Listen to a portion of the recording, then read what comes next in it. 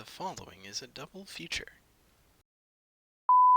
Film is something that I've had an interest in for a long time. There are many professionals in the field creating amazing films, and the industry has become so large with its extreme profit margins. It was never an interest for me in the money department, however, as I found more of an interest in techniques and ideas in the production aspect.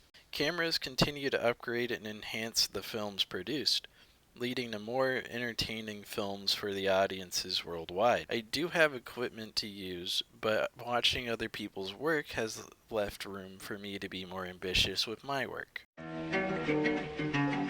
When I was growing up, I began to be interested in film pretty quickly. The process of making a film fascinated me, and I used to watch the behind the scenes footage of every film I watched. My parents introduced me to films in the 80s and 90s, like the Star Wars films, the Indiana Jones trilogy, Home Alone, Terminator. I also watched many comedic films, mostly starring Adam Sandler. Flick and bedtime stories are actually pretty good, going back. Filming something is impressive, but stocking it full of great dialogue made it even more intriguing. Characters have arcs in most movies, and I love every minute of it. I used to see movies as a way to escape into realities that someone else made, but now it's a way to see the creativity of those involved. American entertainment has turned a page, creating blockbuster movies with hundreds of millions in production budgets. Franchises have been more and more profitable, creating great worlds like the Pirates of the Caribbean and Harry Potter. Animation studios are also an important thing that a lot of people kind of glance over. There's a lot of hardworking people in the field that take 20-hour days or so to animate something and improve upon what they've made before, which takes a lot of work. There's movies like Madagascar, Cars, Kung Fu Panda that take multiple years to make.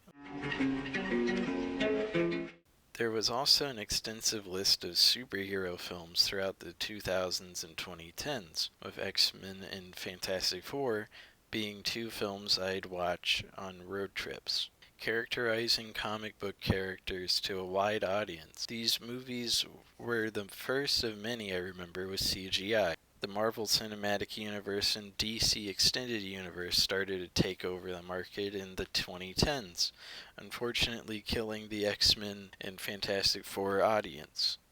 The MCU and DCEU have very great stories and ideas, with Doctor Strange being one of the best films I've ever seen.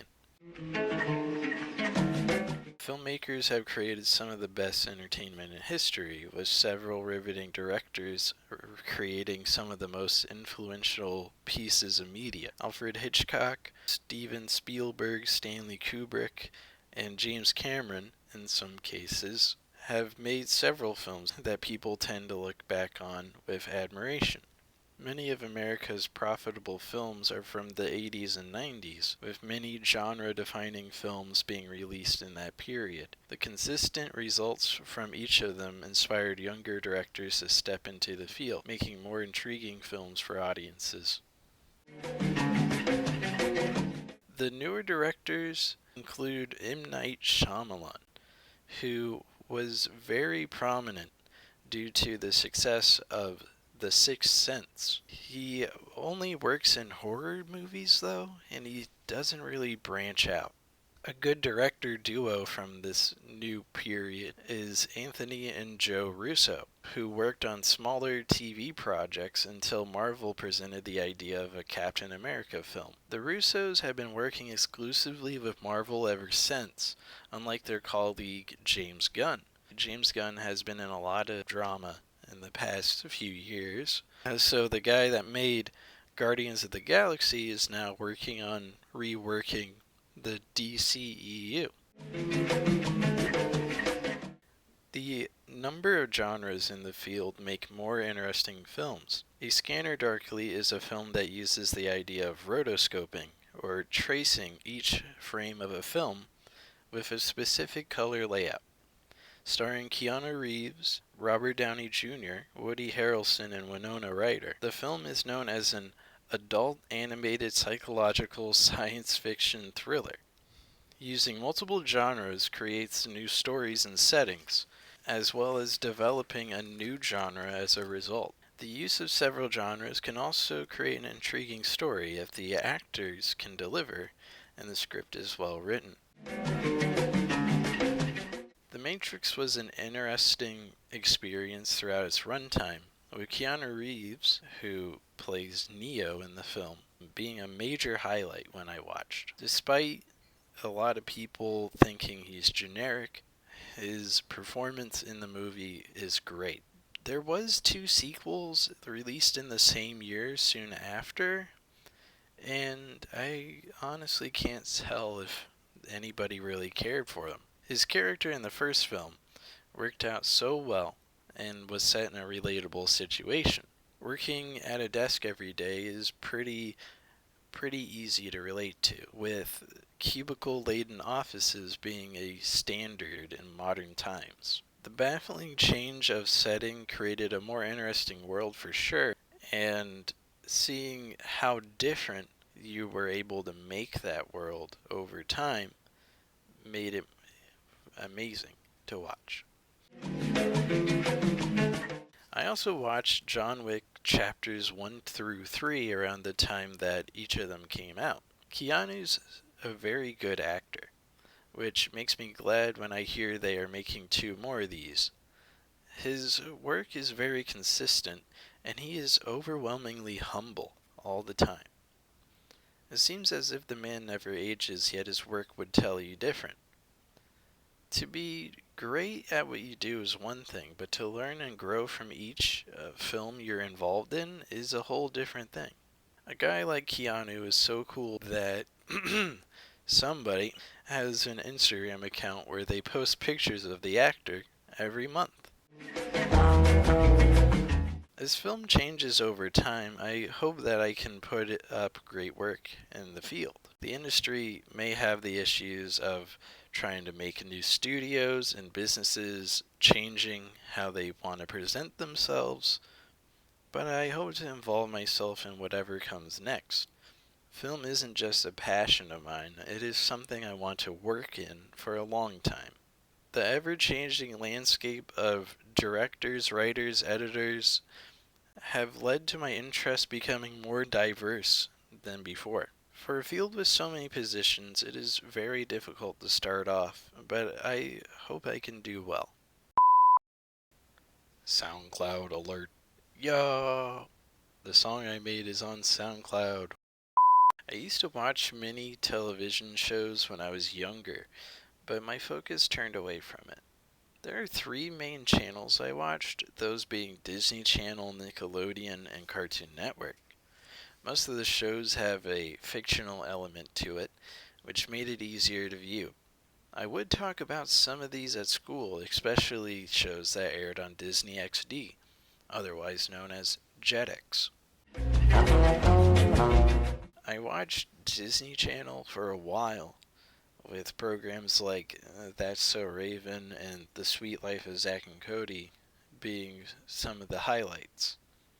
Seeing all of the young actors in these roles slowly turning into superstars over time was very interesting.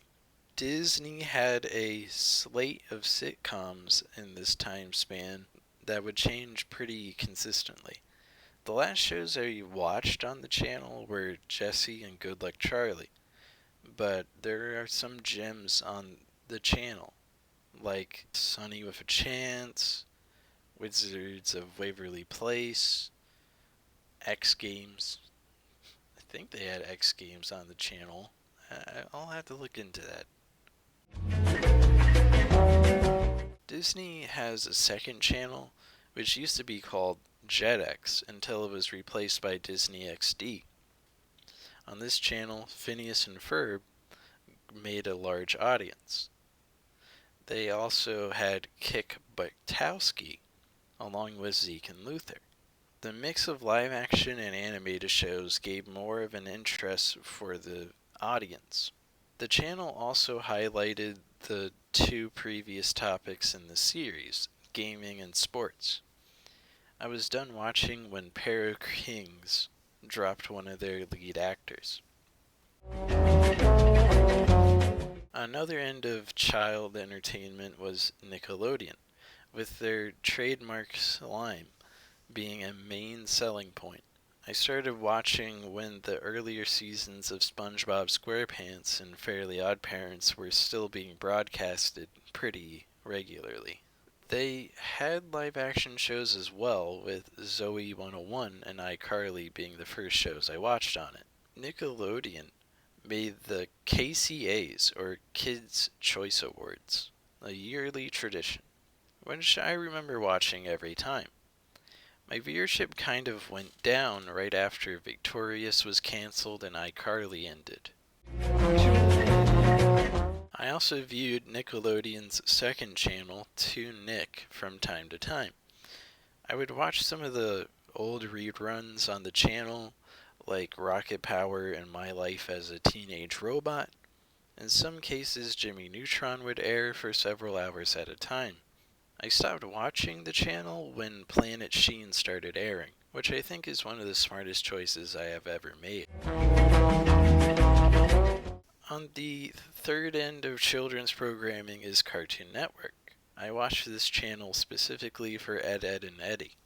I kept watching after shows like Ben 10 and Adventure Time started airing, along with Regular Show, Chowder, Foster's Home for Imaginary Friends, The Amazing World of Gumball, and Total Drama Island. The channel really started hitting its stride. They also tried to have a live-action series in the late 2000s with Andrew WK's Destroy, Build, Destroy and Dude, What Would Happen leading this change. I stopped watching when Steven Universe and Teen Titans Go took over the channel, especially with Regular Show and Adventure Time nearing their ends on TV. Interestingly, Cartoon Network shares the channel with their late-night content called Adult Swim. I was always advised not to watch TV this late, but older episodes of The Cleveland Show and Family Guy would air for a while. I never took time to watch this side of the channel, mostly due to my parents protesting against it. ABC Family is a channel I remember for only one show and many reruns of the Harry Potter films. My sister started watching Pretty Little Liars every time a new episode came out for around 4 years. I remember being grounded and hearing the same cliffhangers over and over and over again. One year, the show never really had a solid story, with the villain changing every season or so. My sister was so fed up with it to the point that she stopped watching early into season 5. ABC Family's only other hook was holiday blocks every Halloween and Christmas, but I do not remember most of them. A channel that was trapped in between MTV and all the kids' channels was Comedy Central for some reason. So I would be like scrolling through the guide, and there it is, and I select it, and the only thing I really got time to watch was Tosh.0. Key and Peele started airing around this time, but I only saw the commercials for it. It's very weird that it was right in the middle, especially with shows like South Park being aired at the time. I stopped watching TV normally in 2013, as my interests changed when it came to entertainment. I played the Xbox 360 and Xbox One more often, with little knowledge of anything that came out during that time. The most I knew came from watching sports channels, which is not a good sign. From 2013 to 2018, I didn't watch anything but sports on TV.